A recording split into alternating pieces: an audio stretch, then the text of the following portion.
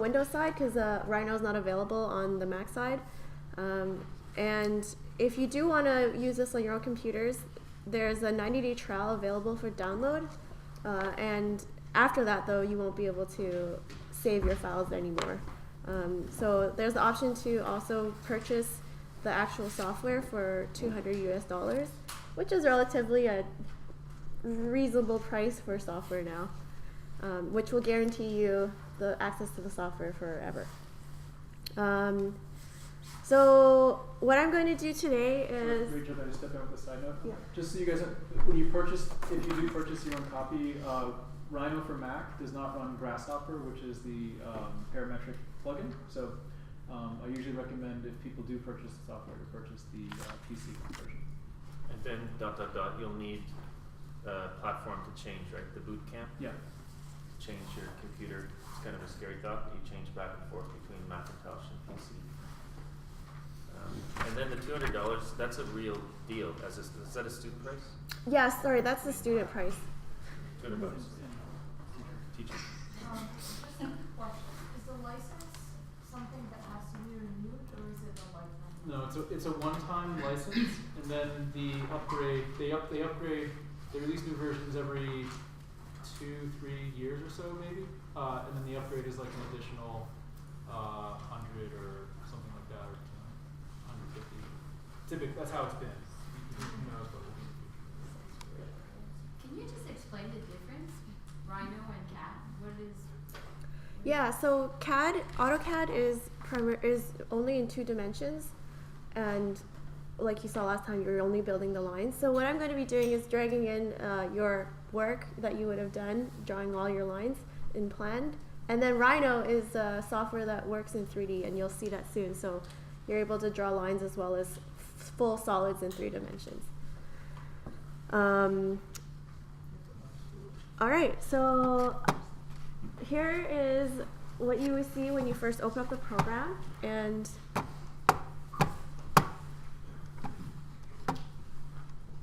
there you go. Okay. So I'm gonna, Jacob's set up a file as if we did the first assignment, so what you guys would be doing. So you're going to be importing, let's see. So what I've done is I've gone into File, Open, or Control O, and I'm going to be bringing in our CAD file. So I'm assuming that you guys would have organized your line work into certain layers or designations for line weights. So generally the default settings for importing you can keep. I would double check the units though and make sure that, say, they're in metric or consistent with imperial, whatever you're doing. So right now our model units, though, you see this grid behind, is set up at meters. So every grid here is 1 meter. So depending on how you like to work, at this scale of a house, I would highly recommend meters versus inches or centimeters. So I'm going to click OK.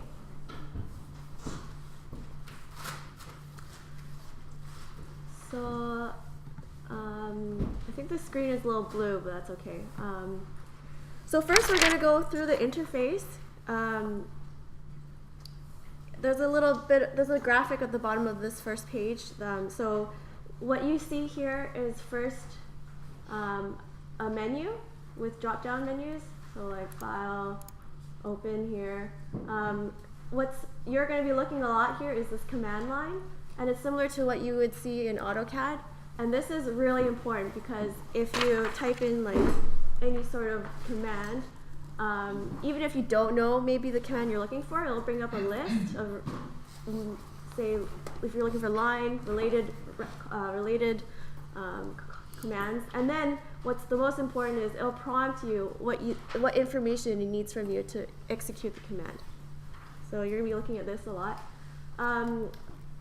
So Rhino is a really great program because it works on command operations. So if you're familiar with typing out like copy, move, but what it's also good is it has these toolbars up here at the top and down the side.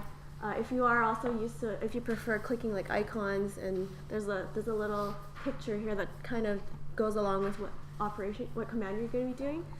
And then the default opening is 4 viewports, and I like to work with all 4 of these open at the same time. So if you're working in like a plan view right now, what we're going to view at the same time is that you can see at the same time that things are going to be moving in a perspective view as well as right and front, and so we'll see that later.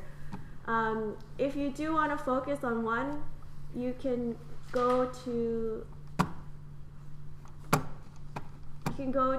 double click, say for example top view, and it'll bring that over the entire screen. Or if you double click again, it'll bring it back to before, and you can navigate between the views this way.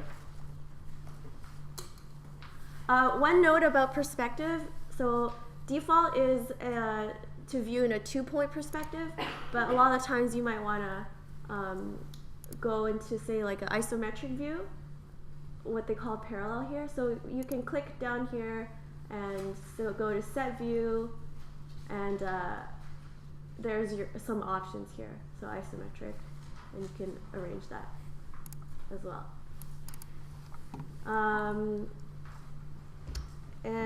So in terms of, and then on the right here is panels, which list, so for example, if I'm going to click this one contour line, it's going to tell me it's on the properties of this object meaning a curve or surface or solid, and we'll also show you how to use this later, but here's also your layers panel and display panel, which are important as well. And then finally at the bottom is our pane for snaps.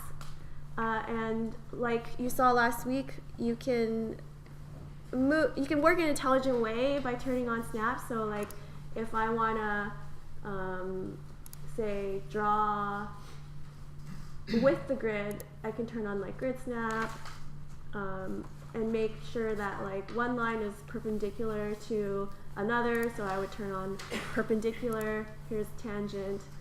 I would explore this a lot, and I'll show you later how to use it.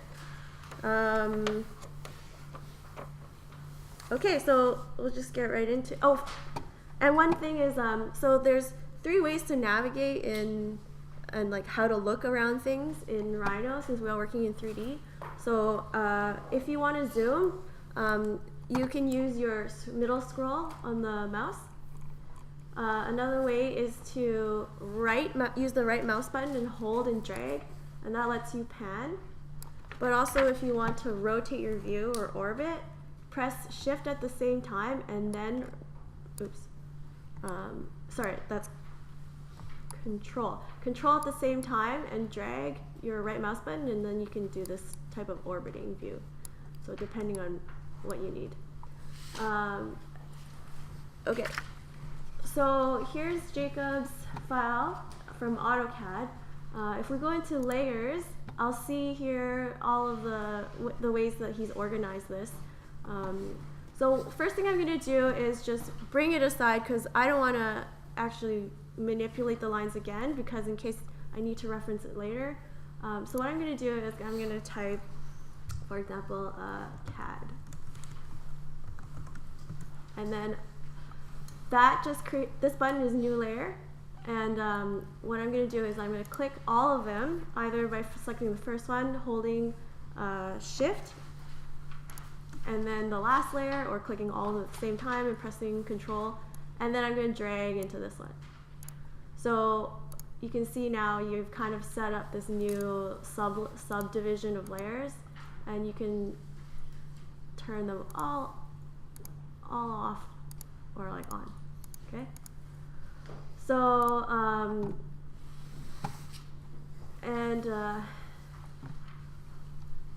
I think it's also helpful to divide out your lines according to how you're going to be working. So like context building, street, and then your own design building. So the first thing we're going to do is we're going to create, we're going to move our contour lines up, which they're kind of hard to see right now, so I'm just going to make them black because I can't see them. Okay.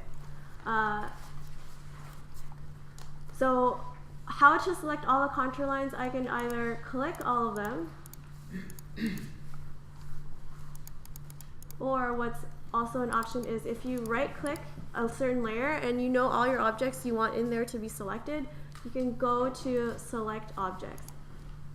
Your layer's locked. Oh, okay. I can't, thank you. It's CAD, you have to go to the CAD. Oh, sorry. Alright. So I can go to select objects and you'll see the highlight color is yellow.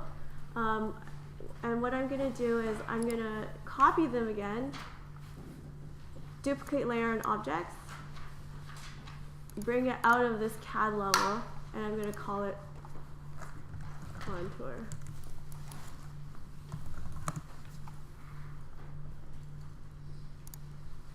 And what I'm going to be doing is bringing all of my lines up to the right elevation so we can build a surface.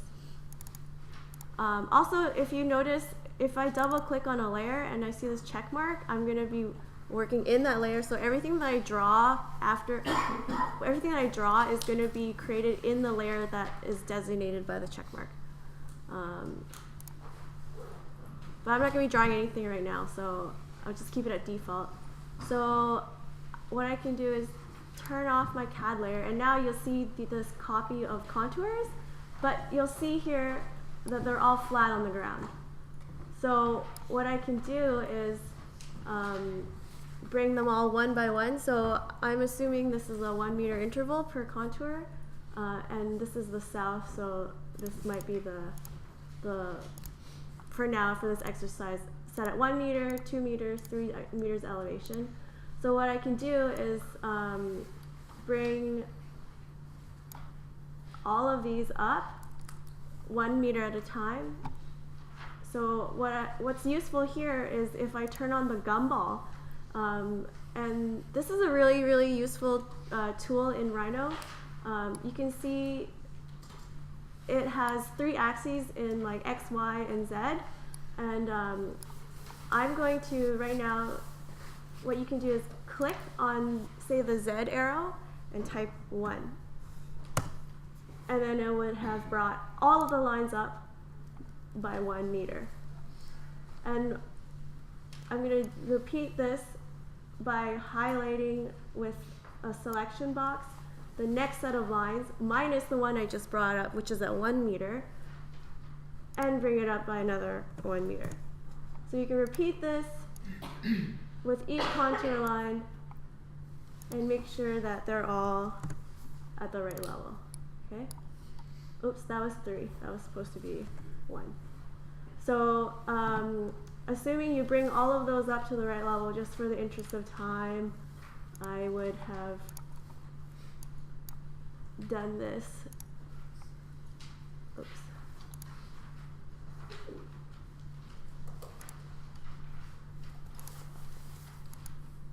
It was gray, but I can't see it today. So you can see now I've brought all of these contours up to the same or to their appropriate elevation.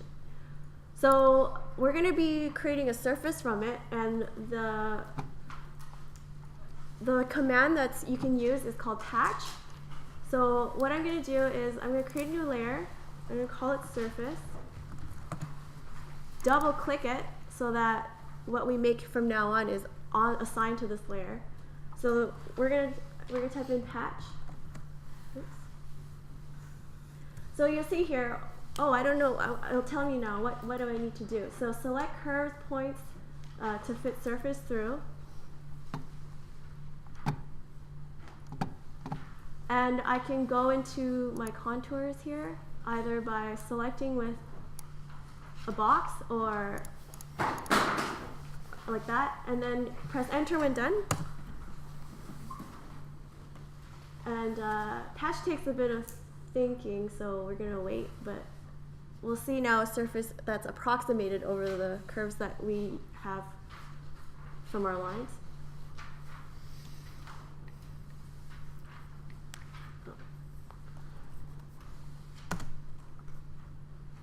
There we go. So right now we're in a wireframe view.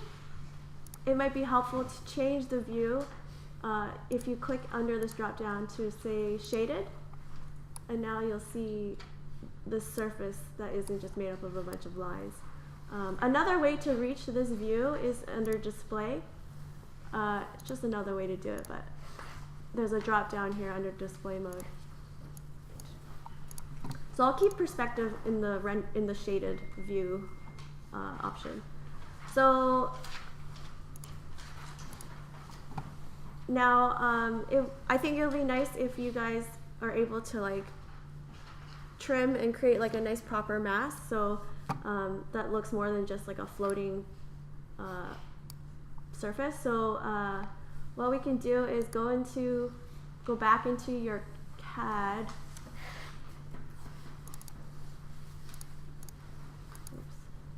Oops. Go back into your CAD. Let me turn this off for now. CAD file, and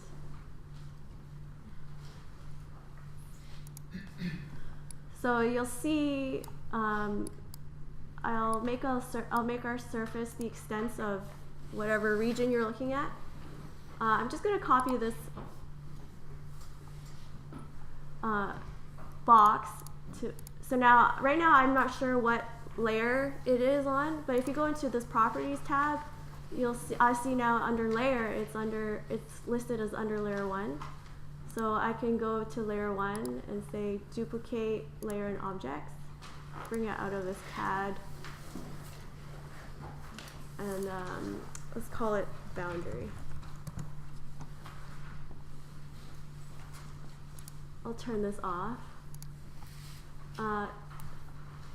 So this is basically, I want my surface that we just made to be a nice box. So I'm going to trim it by bringing a surface up from this line. So we'll use the command extrude curve. And in this side view called front, you'll see how it creates kind of a set of walls from this box that I made before. So I'm going to bring it just like a little bit above the height of my contours. And then you'll see here, I made a box. Wait. Well, that's okay.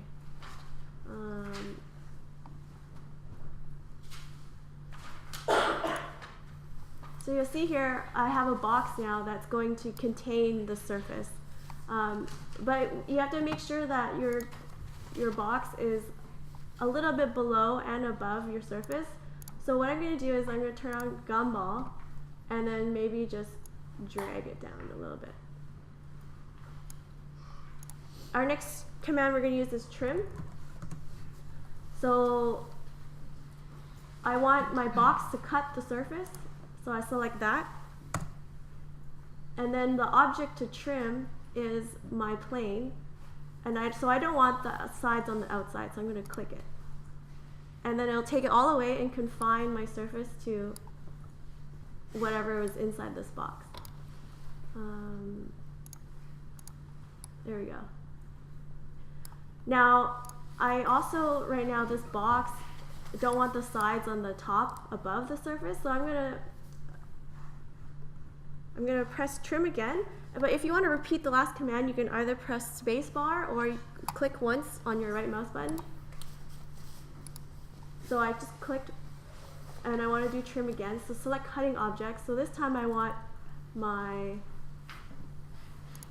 oops.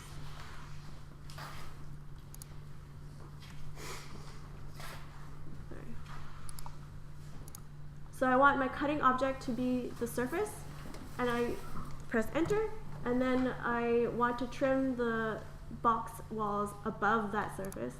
So I click on any part above it. So now you'll see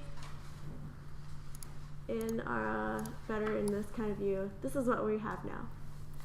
And my contours are actually on, so I'm going to turn them off. So we just made this. So one thing I like to do is just, you can't tell here, but, okay. Yeah, okay. So right now I have two objects. I have my walls that are below my surface and then the surface. So I'm actually just gonna make another layer called base or something, however you want to name it. And then I'll click the base walls. Right now they're on default because I was drawing in, that was my active layer, and I'm gonna assign it to base. Okay. All right, so it's always good to, I find when I'm working, to save multiple versions of your work, because say if you keep working, and then you find out like you did something terrible, you can go back to another copy. So I might save this one, so I save this one, say like contours or land done, and then work from there. So I'm going to just group the surface and my boundary, drag it into this. So it's just easy for me to turn it off and on. Oh.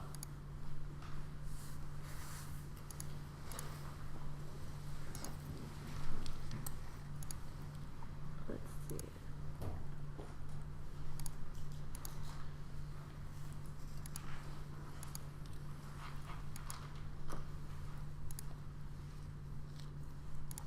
All right.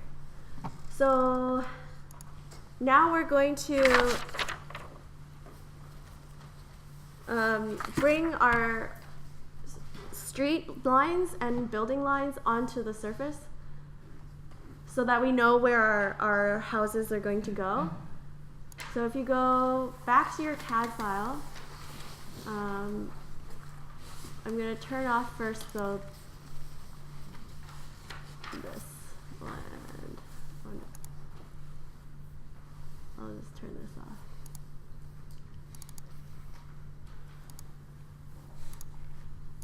This one. Base. Oops, I dragged. That's why. I'm going to drag it in here now. I had forgotten it.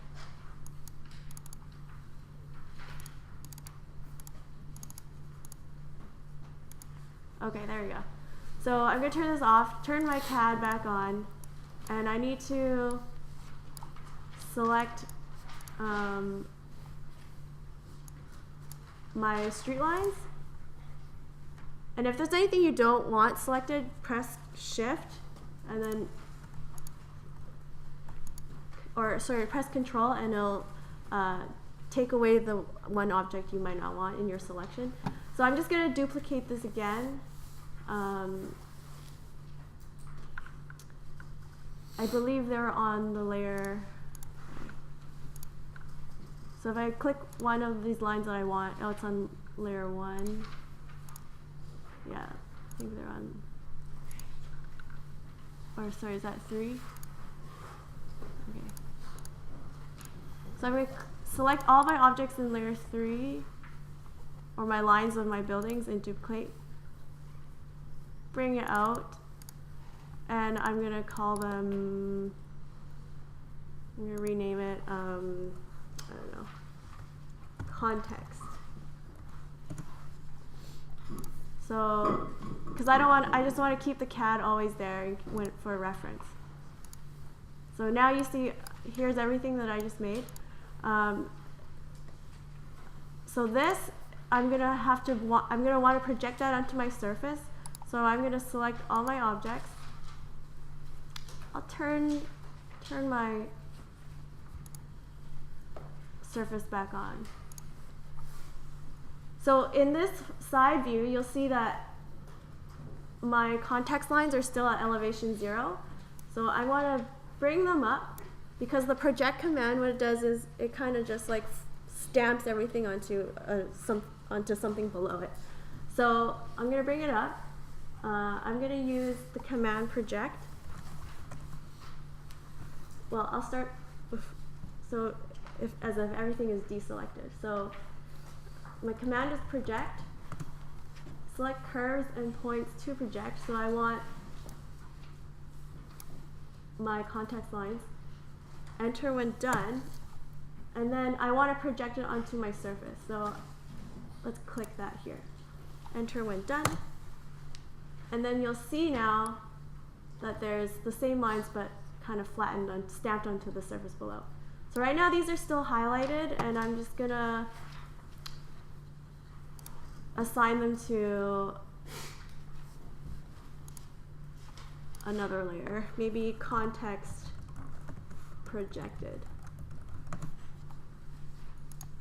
So they're highlighted, they're all listed under default layer, so I'm gonna bring that to projected. And then just for ease of viewing, maybe I'll make that like purple. That looks blue right now. All right, so you guys see that? Okay, so these are just floating. I don't want them right now, so I'm gonna turn this off.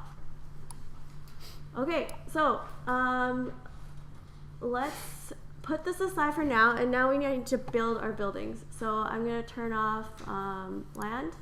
I'm gonna turn off context projected. Go back into my CAD.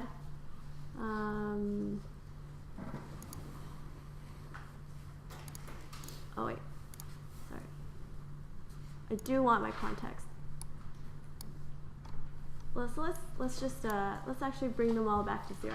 So one thing is, what you can do is, aside from holding the gumball, you can also type like an actual distance that you want it to travel. So like 1 meter, like we had done with the contours. So I know, these are my this is the construction plane. So I know that this is set at elevation 0, so I just want to bring them all back to the ground.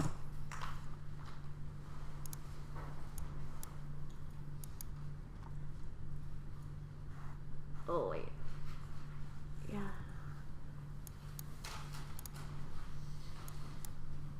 So let's bring it all back to the ground. So now let's just assume this one in the lower left is my actual design, and these are my neighbors. You might want to differentiate those if for organization.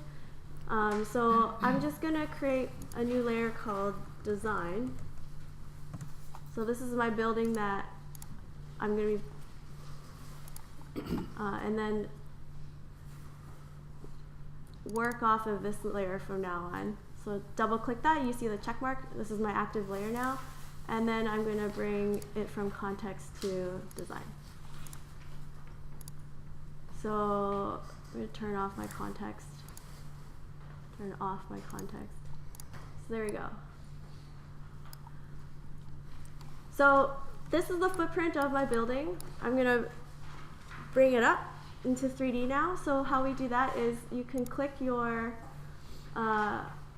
footprint, and then again, like our we used before, extrude curve, and you can enter in. It prompts you extrusion distance, but what you can also do is just type in the height that you know.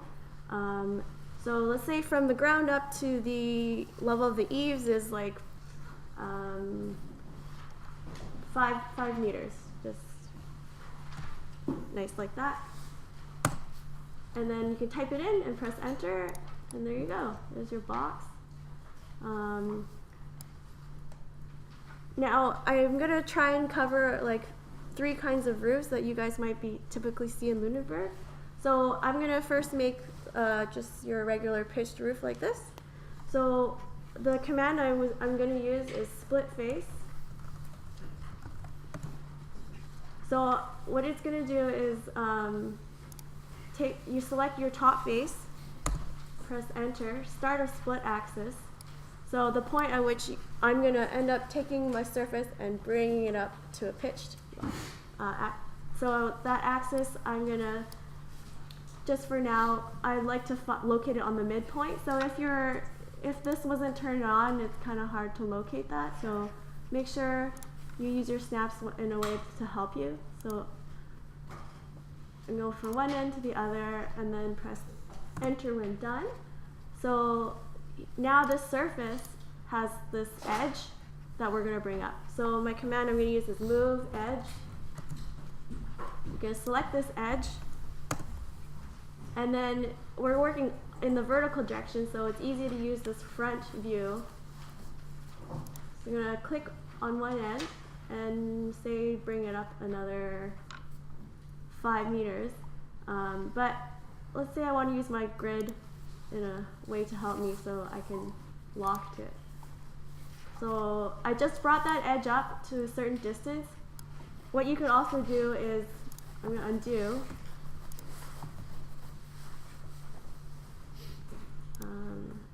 What you could also do is type in the actual height of your design roof that you actually need to build. So there's one example. I'm just going to create a copy of this just so I can illustrate a couple different roofs. So this is a great command. Copy, it's pretty easy. You select one corner. And since I want to copy it in just the one X direction, I can use that operation in the top view. And you can copy however many you like.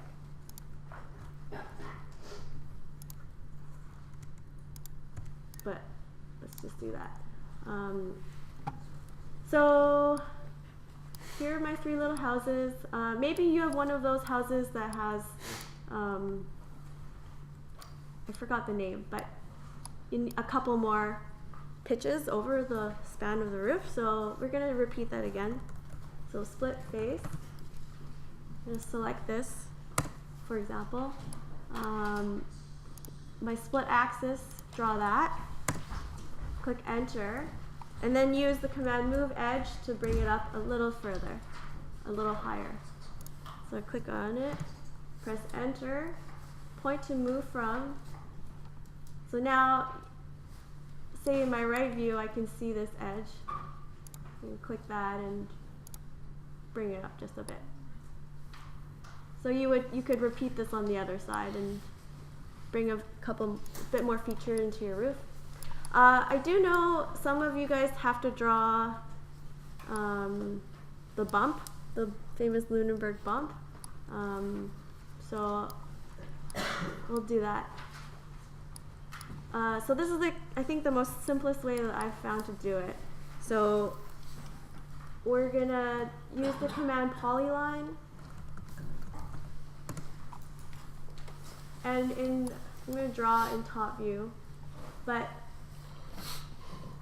I assume you're going to be doing this following your own measurements that you have, but for now I'm just going to use the grid. Oh, so right now ortho is kind of enabled, and I want to draw a diagonal line, so I'm going to unclick that, and it'll let me do that. So let's just assume my bump looks somewhat of this shape in plan view. So I just created a curve, and I'm going to make that into 3D. So again, extrude, curve,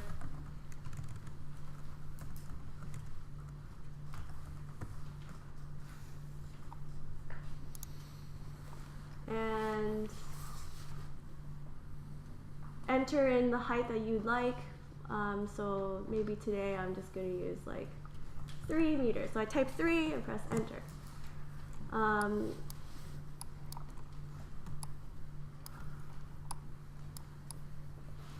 So one of these bumps, though, the roof is a little tricky. So one way to approach it is to kind of provide some sort of distance guidelines. So I'll show you here. What you can do is draw a line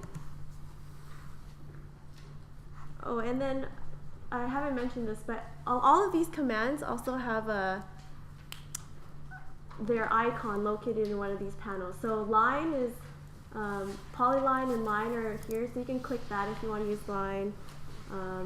And under these tabs, you can go into curve tools, which will give you all your options if you're working in planes, so with X and Y dimensionality, and then into surface tools. So if you want to, surface tools, and then into solid tools, where you can start drawing your solids. So I forgot to mention that before. So I'm going to draw a line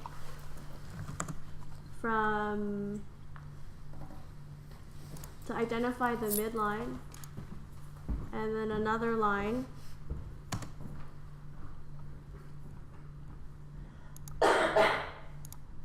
to there. I'm going to bring them up, so I'm going to click them, select, hold shift, hold control. Oh, and sometimes when you click in Rhino, the computer recognizes that there's a couple things there. So this selection menu will come up, and then it'll highlight what is it that you actually want. So I want this curve right now. I don't want to select my whole extrusion. So I'm going to click that, and I also want to get the second line. So I hold shift and select that. I'm going to bring it up to the height of my roof of the bump. So from the height from the eave of the bump to the top. So let's just assume it's 2 meters. And so I have this kind of guideline to draw my roof planes on. So those planes can be created from the command draw a surface from points. So it allows me to click on, say, 3 or 4 points and then create a surface from it. So for example, I'm going to click, it's prompting me now to select my points.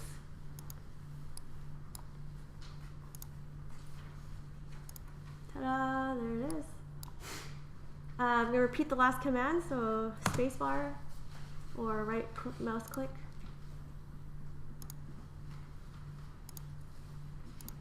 And then repeat this.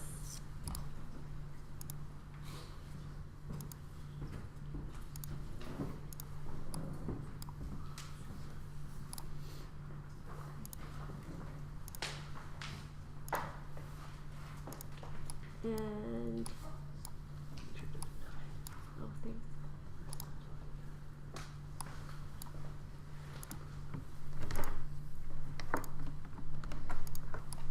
All right, and then I'll just close this up.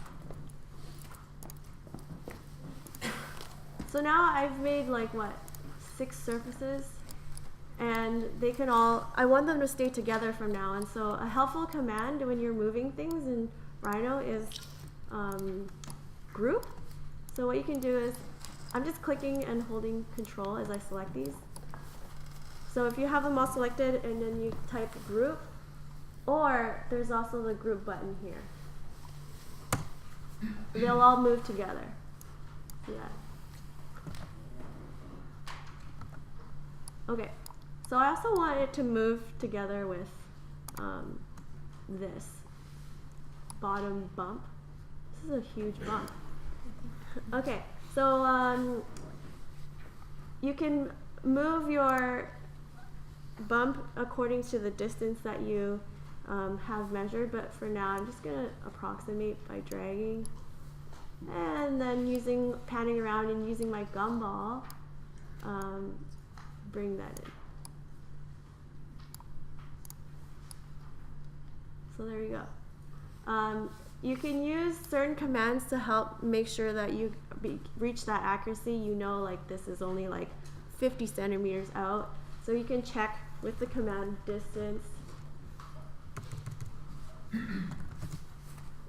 I want to know what the distance is between like this here. It's protruding out to there, and it'll tell me 1 meter. Or if that's not right, then I can move my massing around as needed. I'm just going to show you one more command just in case I feel like it would be helpful. One command is like move edge but move face. If you decide that your house is a little too short or too long, you can use move face. So you can select the face, press enter, and then move it however you need to. And then finally, we need to put our house onto our land. So everything here that I've done has been in design. So I'm just going to double click default just to check. Okay. I'm going to move these guys to default just for now. So you can highlight, I highlighted everything, I saw that it's in design, move it to default just because I don't want to see it right now.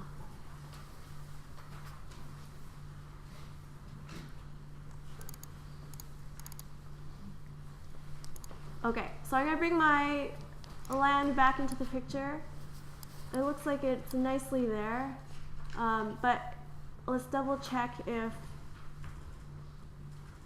context, if it's actually in the right spot. No, wait, it was context projected. There we go. Okay, so this is going to tell you where your buildings need to go, and say it was like off a little bit. You know, I know that my building needs to fall in under this, in this place. One helpful command is align. So select objects to align. I want to align my house. Enter. And there's a couple different alignment types. I'd encourage you to check out all the options, but it'll like align to the most bottom place, or to the right, to the left.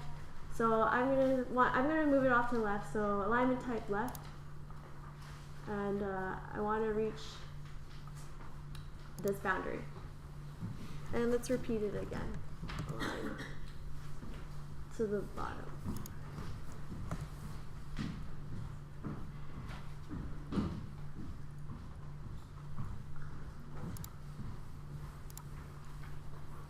There you go. So it's still floating. What you can also do is use the command move. So you select objects to move. You'll probably be using this command the most actually. So a point to move from. I want this corner to reach my lowest most corner of the footprint. So I'm going to select this point to move from, and then I want it to align to that corner. So there you go. For the purposes of the next exercise, which is to assign materials or organize into like floor, walls, and roof, one option that you can do is to further organize your house. So right now it's listed as my object right now is a complete solid.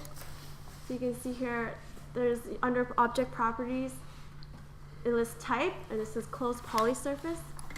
But say I want to eventually render it so that my roof has some sort of shingle material, walls are clad in wood.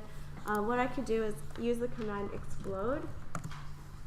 And what this does is it breaks down my closed poly surface into its respective surfaces. So you can see now they're all split up. And I might want now to, like I did for the bump, have this as layer roof, and then select my roof, bring it into that layer, which you could also, depending on, right now we're in the shaded view, you could, make it blue for now, just so you can distinguish what areas of your house are public versus private, however you want to organize it. You can use the colors in this view to best represent how you're building your model and what you're thinking about in your design. So we just went over a lot. It's not too scary, have no fear. I actually learned this program in B2 as well, so I'd encourage you guys all to have fun with it. Thank you. Thank you.